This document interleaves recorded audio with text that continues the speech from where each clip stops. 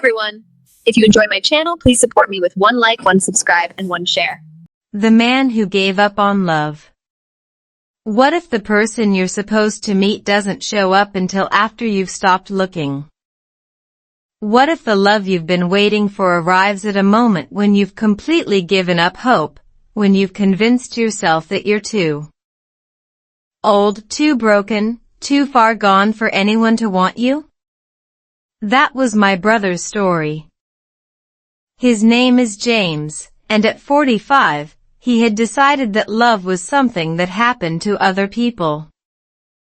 He had built a life of comfortable routines, a life that didn't require vulnerability or risk. He went to work, came home, ate dinner alone, watched TV, and went to bed. Every single day, the same thing. He had become so good at being alone that he almost believed he preferred it. But I knew the truth. I saw it in his eyes when he thought no one was looking. That quiet resignation. That deep, unspoken ache. He had given up. Not just on finding love, but on the possibility that he deserved it. And that was the saddest thing I'd ever seen. James lived in a small apartment in Boston, neat, functional, devoid of personality. He had a good job as an architect, respectable and stable. He had friends, acquaintances, a full life by most standards. But there was an emptiness in him that nothing could fill. He had been married once, in his early 30s, and the divorce had shattered him in ways he never fully recovered from. He had tried dating after that, brief, awkward attempts that ended in disappointment. Eventually, he stopped trying altogether. He told himself it was easier. He told himself he was too set in his ways. He told himself that at 45, the game was over. I watched him slowly disappear into his routine, becoming a ghost in his own life. He stopped laughing the way he used to. He stopped talking about the future. He stopped hoping. And every time I tried to encourage him, he would smile that sad smile and say, "I'm fine. I don't need anyone. It's better this way." But here's the thing about giving up. It doesn't protect you. It doesn't make the pain go away. It just numbs you.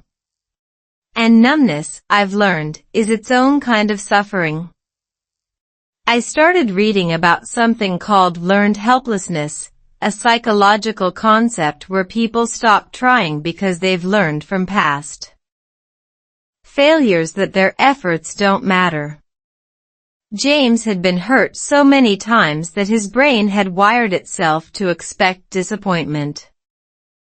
He had stopped believing that anything good could happen to him. And that belief had become a self-fulfilling prophecy.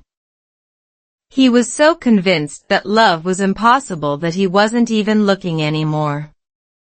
He was missing opportunities because he had stopped seeing them.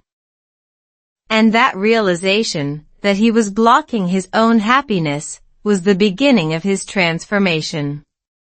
But it wouldn't happen overnight. It would take a miracle. Or rather, it would take a person. A person who would walk into his life without warning and turn everything upside down. A person who would challenge everything he thought he knew about himself. A person who would make him believe again. That person was Sarah. And the day she walked into his life was completely ordinary. He was at a coffee shop, the same one he went to every Saturday morning, ordering the same thing, sitting in the same corner. He wasn't looking for anything. He wasn't expecting anything. He was just going through the motions of another Saturday. And then she sat down at the table next to his. And everything changed. Not in a dramatic movie way, no slow motion, no romantic music. Just a woman with kind eyes, an easy smile, and a simple question that would crack open his carefully constructed walls. She asked him if she could borrow his pen. And then she asked him something else. Something unexpected. Something that would make him question everything he'd been telling himself for years. And that's when the story really began. The routine that became a prison.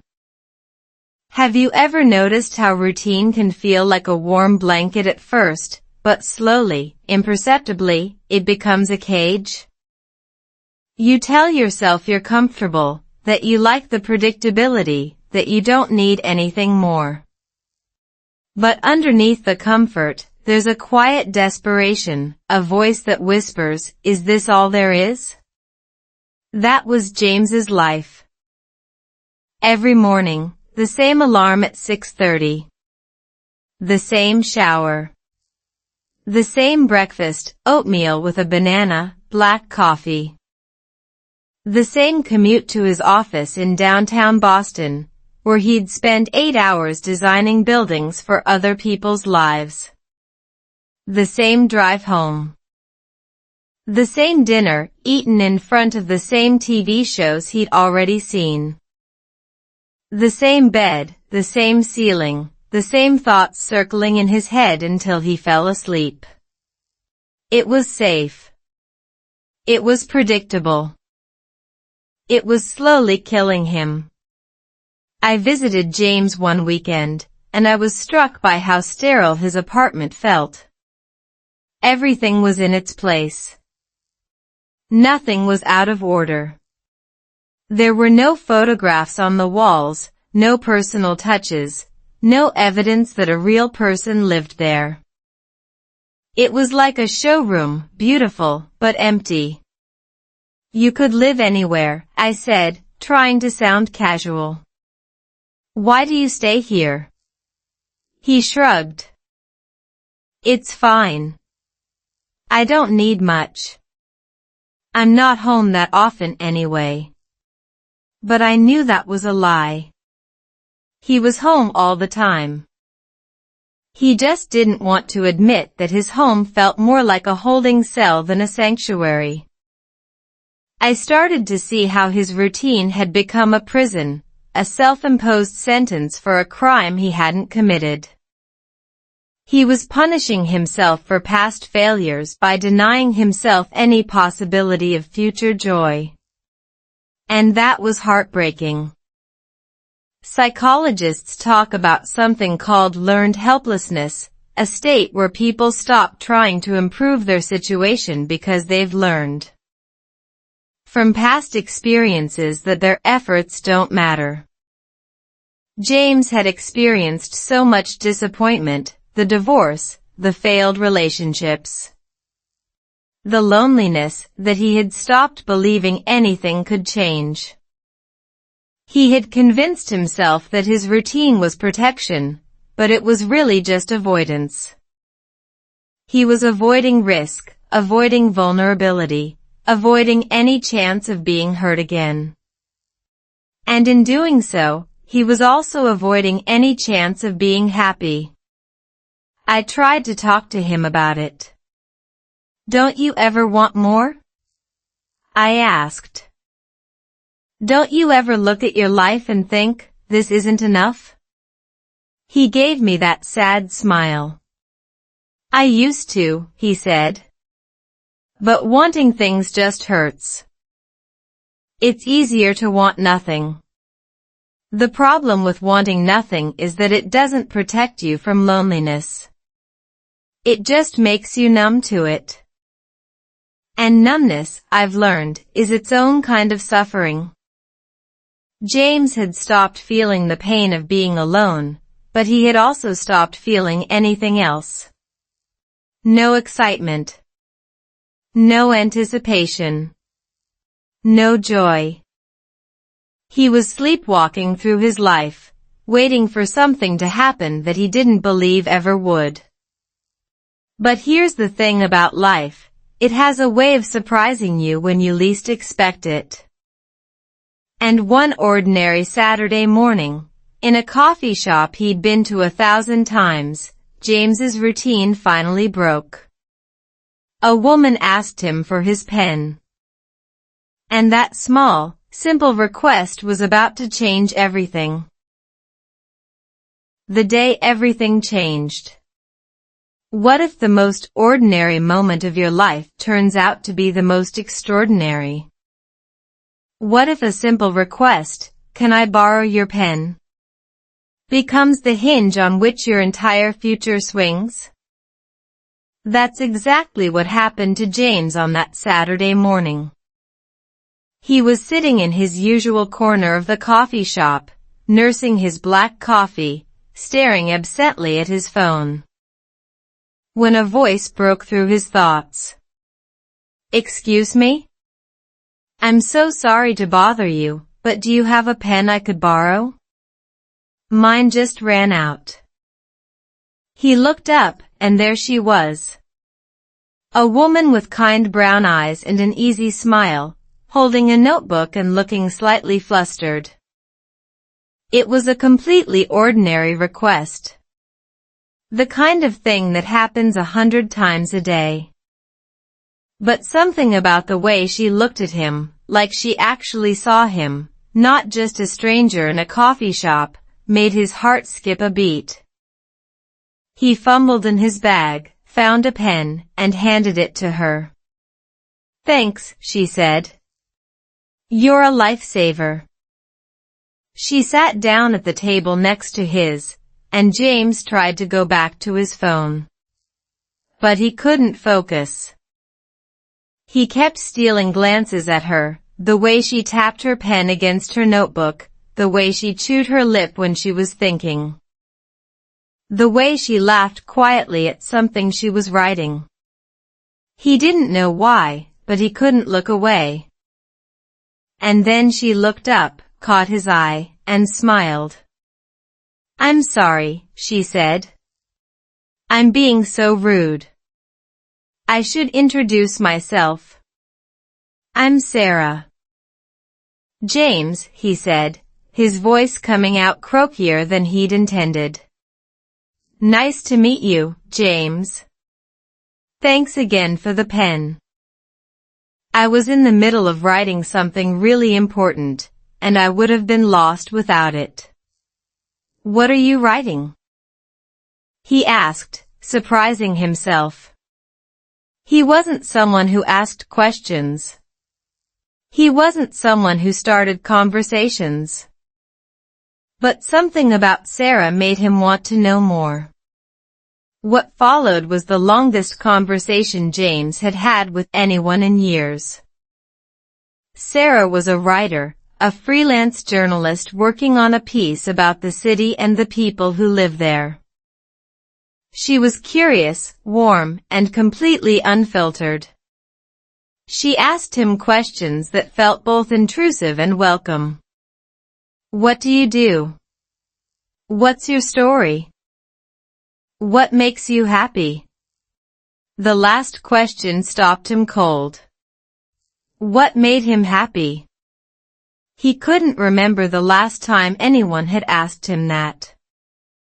He couldn't remember the last time he'd thought about it. "I don't know," he admitted, feeling suddenly exposed. "I don't think I've asked myself that in a long time." Sarah didn't look pitying or uncomfortable. She just nodded, as if she understood. "That's okay," she said. "Maybe it's time to figure it out." They talked for 2 hours. About everything and nothing. About her work and his architecture. About their pasts, their fears, their dreams. James told her things he'd never told anyone, about his divorce, his loneliness, the way he'd given up on love. And Sarah listened. Really listened. She didn't try to fix him or offer advice. She just sat there, present and attentive, making him feel like what he had to say mattered. When she finally stood up to leave, James felt a pang of loss so sharp it surprised him. "Will I see you again?" he asked, the words escaping before he could stop them. Sarah smiled. "I'm here every Saturday," she said. "Same time, same place. If you want to borrow my pen next time." And then she was gone, leaving James sitting in his corner, his heart pounding, his carefully constructed walls beginning to crack. He didn't know it yet, but everything was about to change.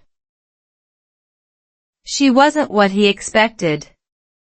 What if the person who changes your life isn't anything like you imagined?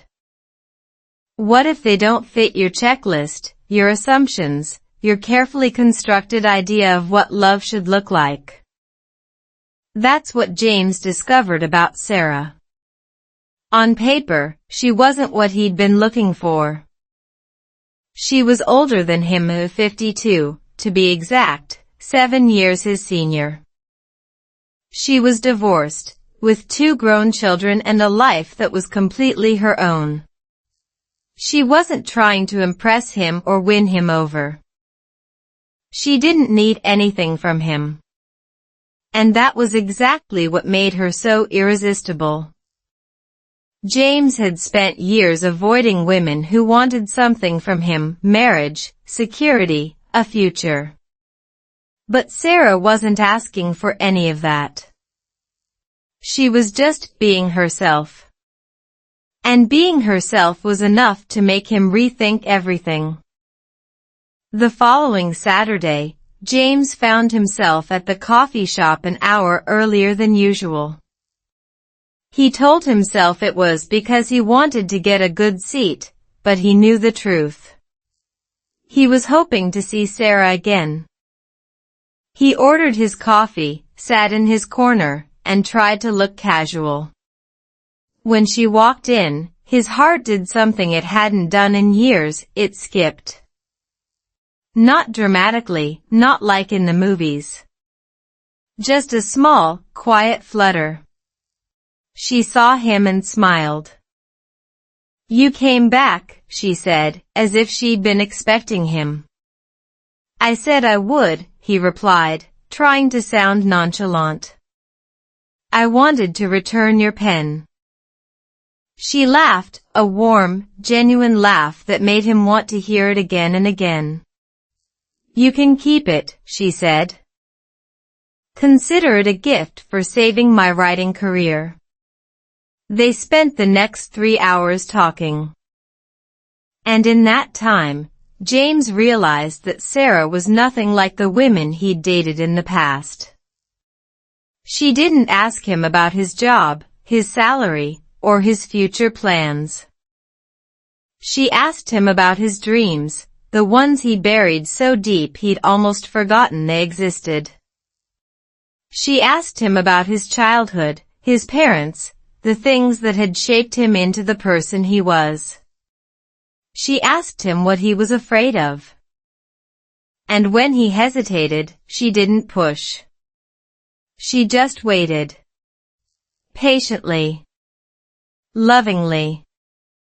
"I'm afraid I've wasted my life," he finally admitted, his voice barely above a whisper.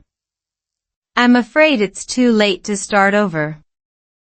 Sarah reached across the table and took his hand. "It's never too late," she said. "As long as you're still breathing, there's time to become who you were meant to be." Psychologists talk about something called the expectancy effect, how our expectations can shape our reality. James had expected to be alone forever. He had expected love to pass him by. And that expectation had become a self-fulfilling prophecy. But Sarah was teaching him something new, that expectations can change. That reality is more flexible than we think. That we can rewrite our stories at any age. He started to see that his assumptions about himself, that he was too old, too broken, too set in his ways, were just stories he'd been telling himself. Stories that weren't true. And stories that he could choose to let go of. For the first time in years, James felt something he thought he'd lost forever. Hope. It was small and fragile, like a seedling pushing through concrete. But it was there. And it was growing. He left the coffee shop that day with Sarah's phone number in his pocket and a feeling in his chest that he couldn't quite name. It felt like possibility. It felt like the beginning of something new. But he also felt fear that he would mess it up, fear that he wasn't worthy of this chance. Fear that Sarah would eventually see the real him and walk away. And in that fear, he almost made the biggest mistake of his life. He almost walked away. But something stopped him. Something unexpected. Something that would change everything. The awkward first conversation. What if the most important conversations are the ones that feel the most uncomfortable? What if the words that matter most are the ones you stumble over, the ones you can't quite get right? That's what James discovered when he called Sarah for the first time. He had her number saved in his phone for 3 days before he worked up the courage to dial it. 3 days of staring at the screen, rehearsing what he would say, convincing himself she was probably busy, probably not interested. Probably just being polite. But something pushed him forward. Maybe it was the memory of her laugh. Maybe it was the way she'd looked at him like he mattered. Maybe it was the desperate hope that maybe, just maybe, he wasn't too old for this. He took a deep breath and pressed call. Hello? Her voice was warm and familiar, and James immediately forgot everything he'd rehearsed. Hi, it's James, he said, his voice cracking slightly. From the coffee shop. I hope I'm not bothering you. James. She said, and he could hear the smile in her voice. I was hoping you'd call. I was starting to think you'd forgotten about me. No, he said, too quickly. I mean, I didn't forget. I wasn't sure if you'd want to hear from me. There was a pause, and then Sarah laughed, that same warm, genuine laugh that had made his heart skip in the coffee shop. James, I gave you my number. Of course I wanted to hear from you. What took you so long? He didn't know how to answer that. What took him so long? The fear. The self-doubt. The voice in his head that told him he was too old, too boring, too broken to deserve someone like her. But Sarah didn't let him off the hook. She asked him questions, real questions, the kind that made him think. Why do you think it took you 3 days to call? She asked. What were you afraid of? And James, who had spent years avoiding difficult questions, surprised himself by answering honestly. I was afraid you wouldn't answer, he admitted. I was afraid you'd changed your mind. I was afraid that if I let myself hope, I'd just end up disappointed. Sarah was quiet for a moment. And then she said something that would stay with him forever. James, I've been disappointed too. Many times. But I've learned something important. Disappointment doesn't kill you. It's just a feeling. And feelings pass. But regret is forever. And I don't want to live with the regret of not getting to know you.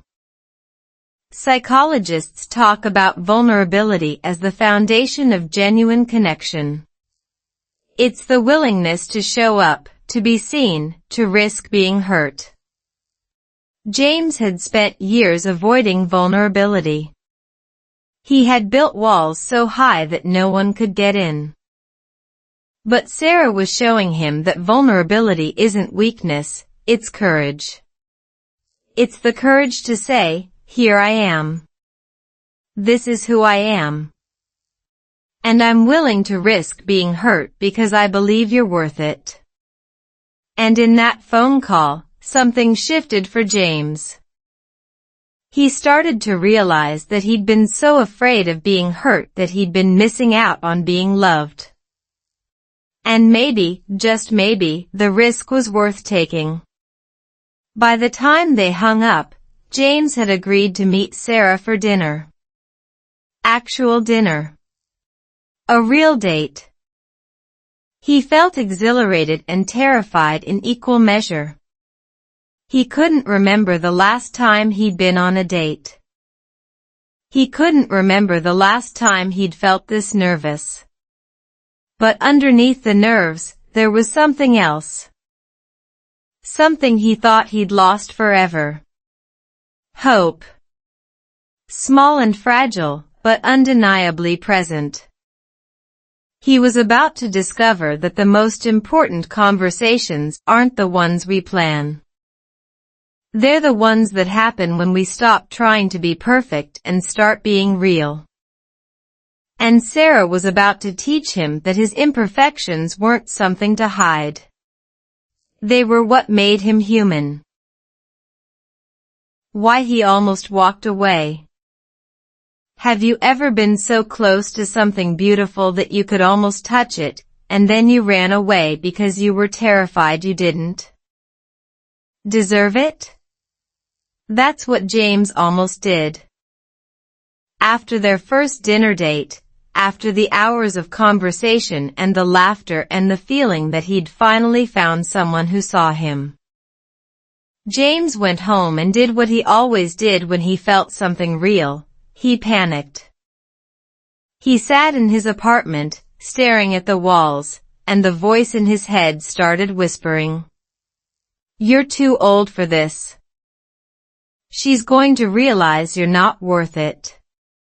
This is going to end badly, just like everything else." The voice was so loud, so familiar, that he almost believed it. He almost picked up his phone to cancel the second date. He almost convinced himself that it was better to walk away now, before he got hurt. Before he let himself hope. Before he let himself fall in love. I saw the change in him when we spoke on the phone a few days later. He sounded distant, guarded, like he was already pulling away. "I don't think I should see her again," he said, his voice flat. I was stunned. "What are you talking about? You said she was wonderful." "She is," he admitted. "That's the problem. She's too wonderful. She deserves someone who isn't such a mess. Someone who hasn't given up on life." I could hear the pain in his voice, and I knew exactly what he was doing. He was trying to protect himself by rejecting her first. It was a defense mechanism, a way to avoid the possibility of being rejected. But it was also a way to guarantee his own unhappiness. "James," I said carefully, "you're not a mess. You're a person who's been through hard things. And you're letting those hard things define you. You're letting the past decide your future. But it doesn't have to be that way." Psychologists talk about something called self-sabotage, the tendency to undermine our own success because we don't believe we deserve it. James was a textbook case. He had been hurt so many times that he'd developed a deep-seated belief that he was fundamentally unlovable. And that belief was driving him to push away the very person who could prove it wrong. I asked him to think about something. What's the worst that could happen if you see her again? He was quiet for a long moment. She could reject me, he finally said. And it would hurt. And what's the best that could happen? I asked. She could love me, he whispered, his voice cracking. And I'd have to believe I was worth loving. I could hear the longing in his voice, the deep, buried desire that he'd been trying to suppress for years. And which one is more likely? I asked. The worst or the best? He didn't answer. But I could feel him thinking.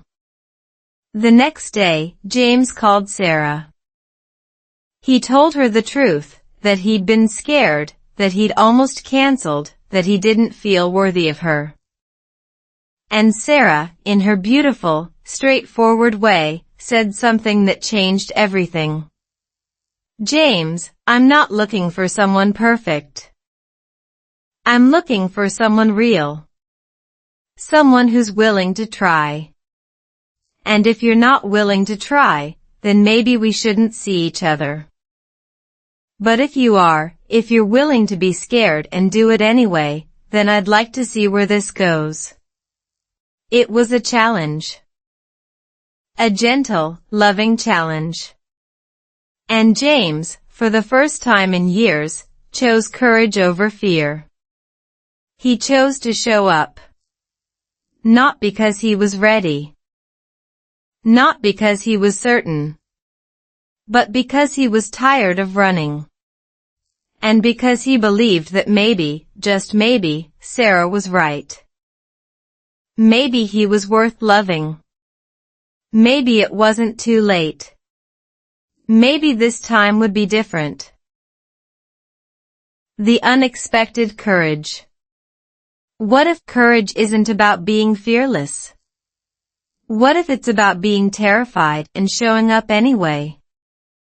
What if the bravest thing you can do isn't running into a burning building, but sitting across from someone you're falling for and telling them the truth about who you are? That's what James discovered when he showed up for that second date with Sarah. He was nervous, more nervous than he'd been in years. His palms were sweating. His heart was racing. Every cell in his body was screaming at him to turn around, go home, and retreat back to the safety of his routine. But he didn't. He kept walking. One foot in front of the other. Step by step. Until he was standing in front of the restaurant, watching Sarah through the window, her face lighting up when she saw him. And in that moment, he realized something profound. Courage isn't the absence of fear. It's the decision that something matters more than fear. The date was different from the first one. It was deeper, more honest, more vulnerable.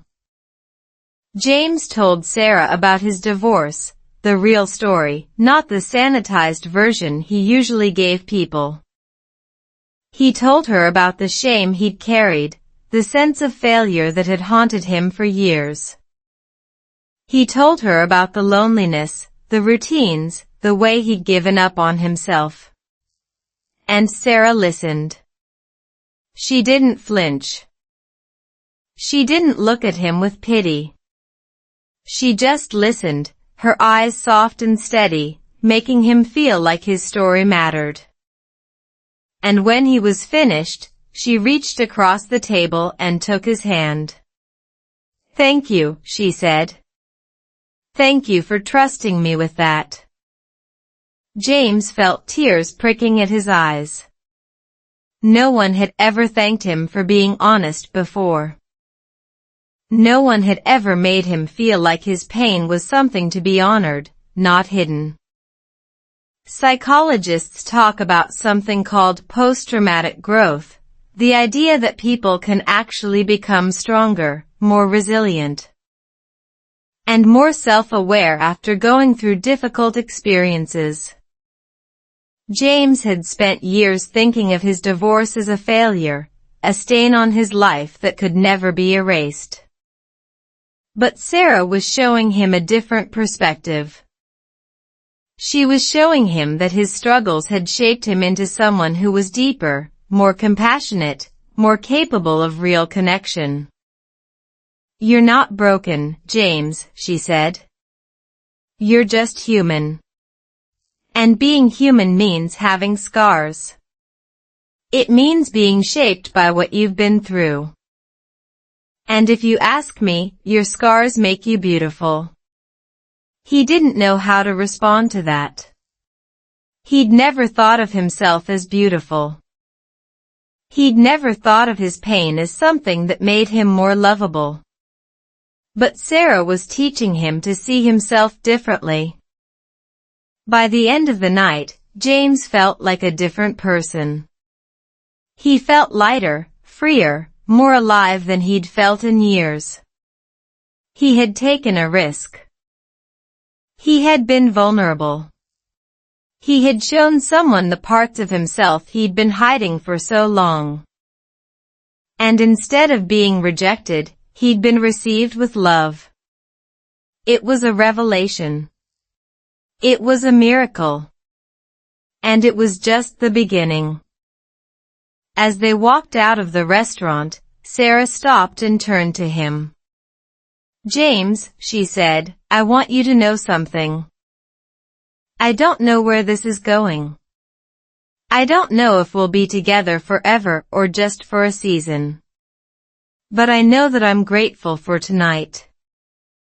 I'm grateful that you showed up. I'm grateful that you trusted me. And whatever happens next, I'm glad we met." James looked at her, this woman who had changed everything, and felt something he hadn't felt in years. Hope. Real, tangible, undeniable hope. And he realized that the most unexpected courage isn't the kind that makes you run into danger. It's the kind that makes you stay present, stay open, stay vulnerable. The kind that makes you believe that love is possible, even when everything in you is screaming that it isn't. Learning to be vulnerable. What if the scariest thing you can do isn't jumping out of an airplane or quitting your job? It's letting someone see you when you're not at your best. What if the greatest act of courage is taking off your mask and saying, "This is me. The messy parts. The broken parts. The parts I've been hiding for years. This is who I really am?" That's what James discovered in the weeks after that second date. He and Sarah started seeing each other regularly. Coffee on Saturdays. Dinner on Fridays. Long walks through the city on Sunday afternoons. And with each meeting, James felt himself opening up more. It was terrifying. Every time he shared something vulnerable, a fear, a regret, a painful memory, he braced himself for rejection. But it never came. Sarah met his vulnerability with grace.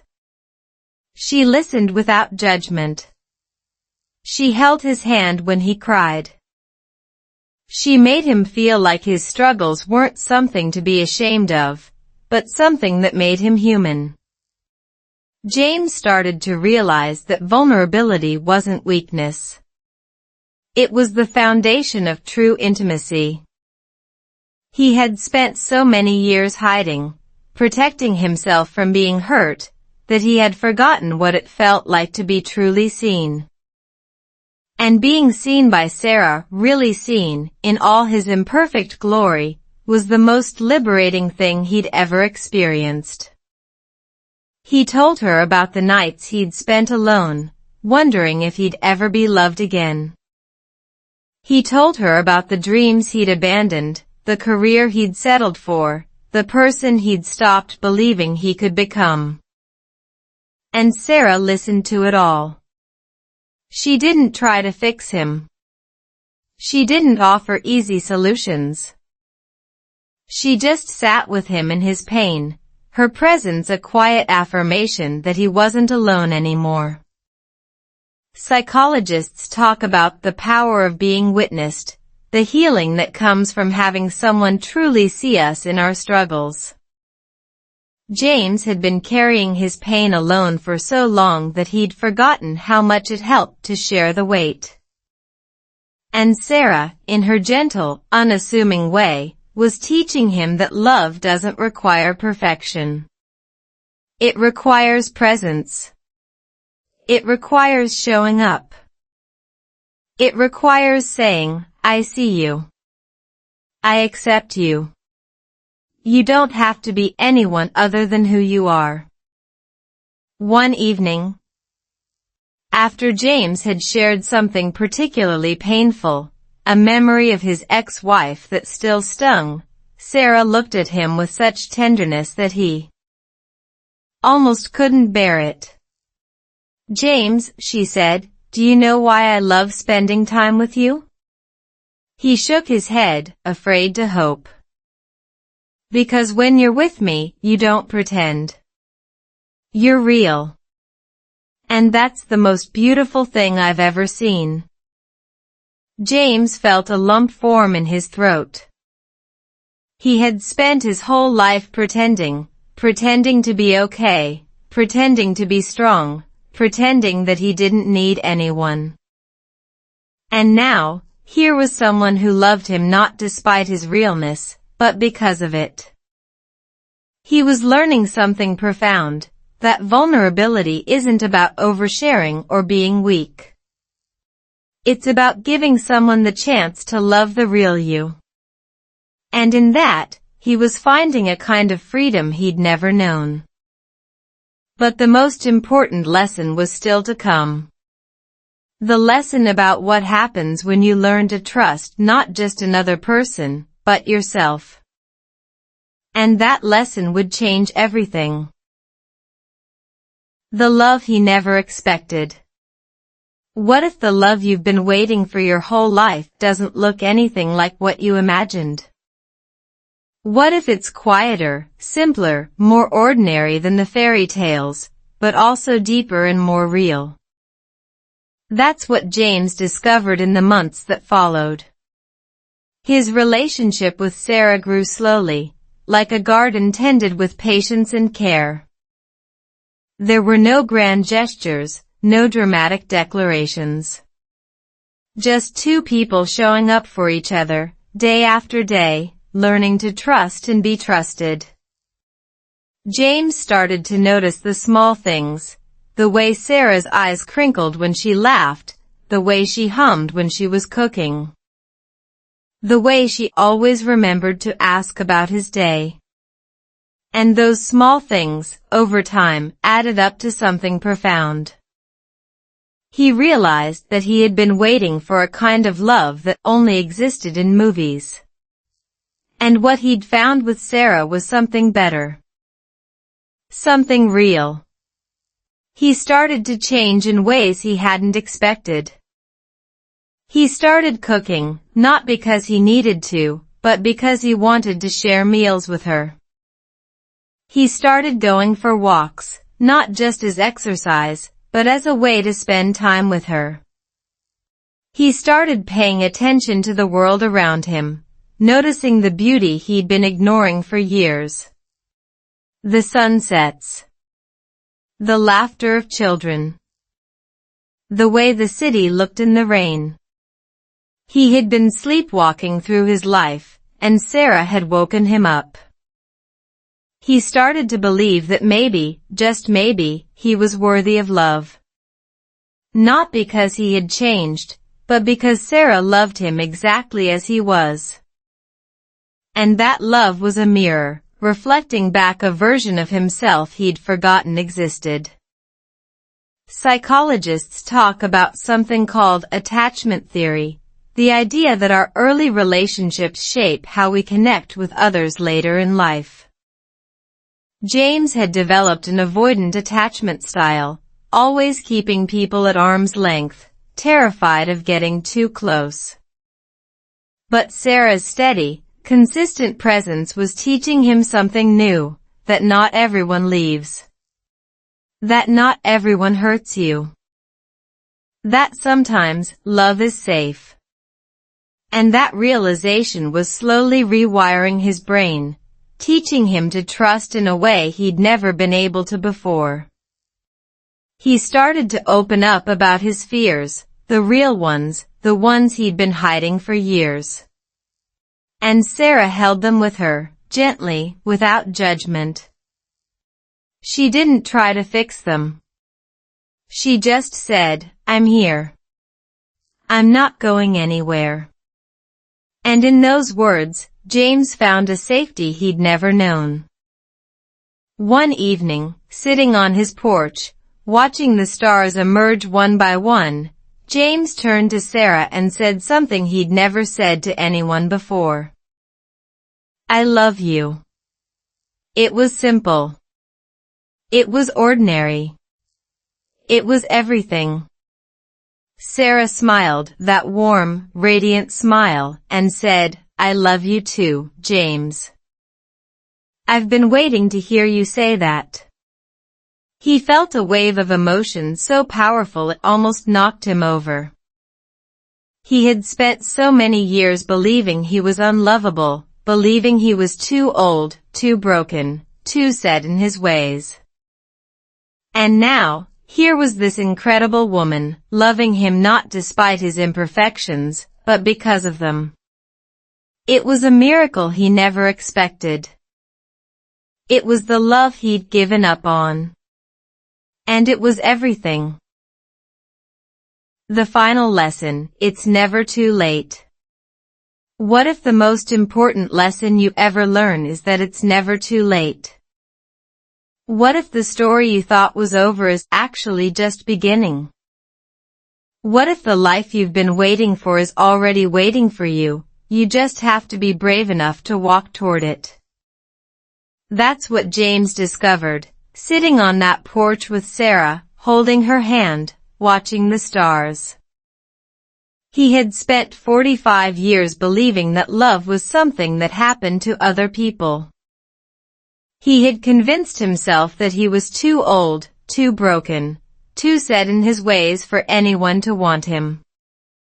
And he had been wrong. Completely, utterly, beautifully wrong. Because love doesn't care about your age. It doesn't care about your past. It doesn't care about the mistakes you've made or the years you've wasted. Love just cares about whether you're willing to show up.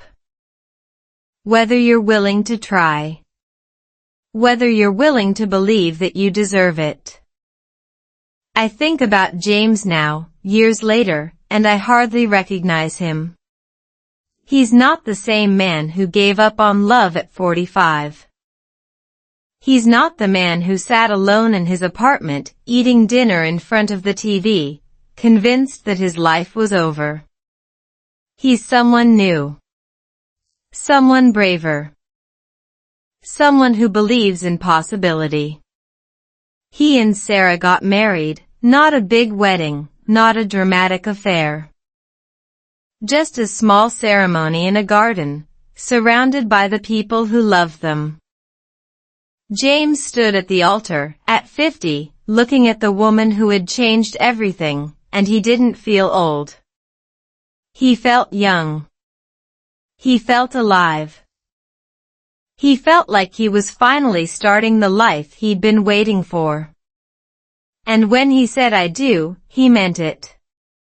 Not just as a promise to Sarah. but as a promise to himself that he would never stop believing in love again, that he would never let fear win.